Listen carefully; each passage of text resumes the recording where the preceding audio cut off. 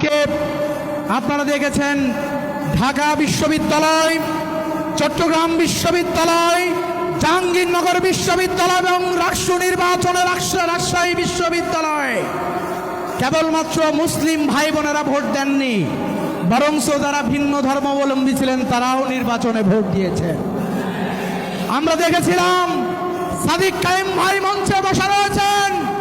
সেই দিন যারা ইসলামী ছাত্র শিবিরের বিরুদ্ধে প্রপাগান্ডা ছড়িয়েছিলেন, জগন্নাথ বিশ্ববিদ্যালয়, জগন্নাথ হলে ঢাকা বিশ্ববিদ্যালয়ে সাদিক কায়েম ভাই যে ভোট পেয়েছিলেন, ডাকসু নির্বাচনের 36 দিন পরে চাকসু নির্বাচনে আমি তার 6 ডবল ভোট পেয়েছিলাম।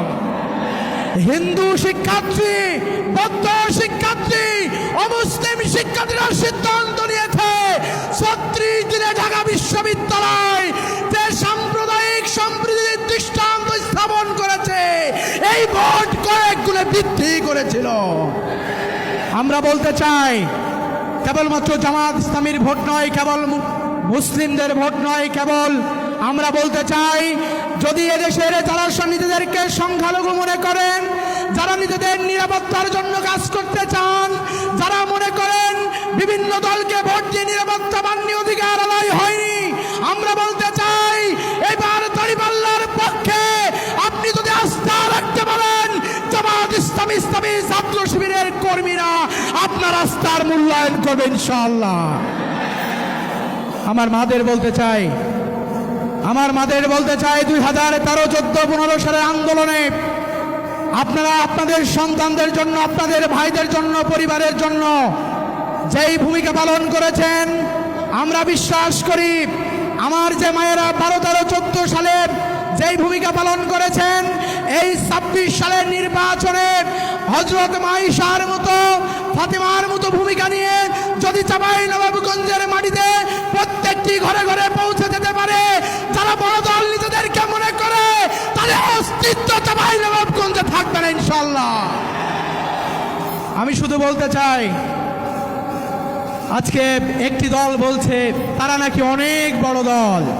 আমরা শুধু বলতে চাই পৃথিবীর বুকে সবচেয়ে বড় পাহাড়ের নাম এই যে আমাদের হিমালয়, সেখানে কেউ বসবাস করতে পারে না, কারণ বসবাসের উপযোগী কোনো পরিবেশ সেখানে নেই।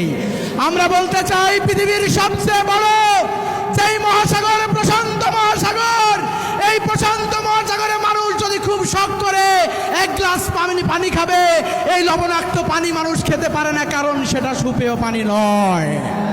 আমরা বলতে চাই ওই আমাজনের সবচেয়ে বড় যেই সাদা হাতি রয়েছে, সেই হাতির মাংসও কিন্তু বাঘে খায় না, এটা অপ্রয়োজনীয় মাংস।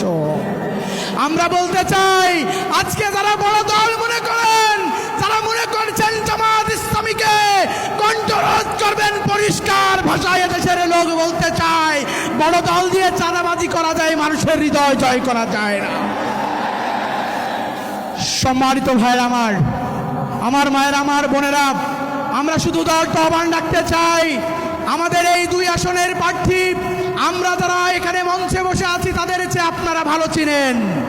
এই কৈশোরের নুরুল ইসলাম বুলবুল, এই শৈশবের নুরুল ইসলাম বুলবুল, এই যৌবনের নুরুল ইসলাম বুলবুল, ইসলামী ছাত্র শিবিরের কেন্দ্রীয় সভাপতি নুরুল ইসলাম বুলবুল, ঢাকা মহানগরীর সম্মানিত আমির নুরুল ইসলাম বুলবুল তাকে ভালো করে চিনেন।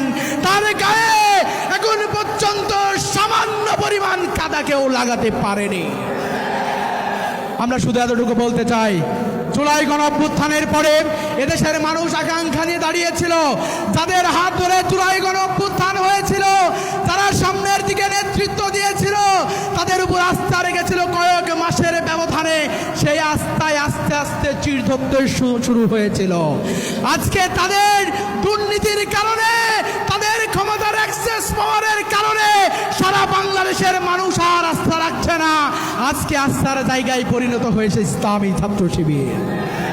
সম্মানিত ভাইরা আমার, বন্ধুরা আমার, উদারত আহ্বান রাখতে চাই 2026 সালের এই ত্রয়োদশ সংসদ নির্বাচনে আমরা সারা বাংলাদেশ থেকে আপনাদের সামনের দিকে তাকিয়ে থাকতে চাই। আমরা আশায় বুক বাঁধতে চাই, আগামী দিন জামাত ইসলামী দেশ সংসদ গঠন করবে, জামাত ইসলামীতে মন্ত্রী পরিষদ গঠন করবে। এই পরিষদের গুরুত্বপূর্ণ মন্ত্রণালয়ে দায়িত্ব পালন করবেন আপনাদের এমপি মন্ত্রী নুরুল ইসলাম বুলবুল ভাই। এই আশা রাখতে পারি ইনশাল্লাহ। আমরা চাই আগামী দিনে সৎ লোকের শাসন কায়েম হবে। তরুণ আর যুবকরা উমরের মতো, খালিদের মতো আবার আল্লাহু আকবার স্লোগান তুলবে ইনশাআল্লাহ। সবাইকে ধন্যবাদ জানিয়ে আমি আমার বক্তব্য শেষ করছি।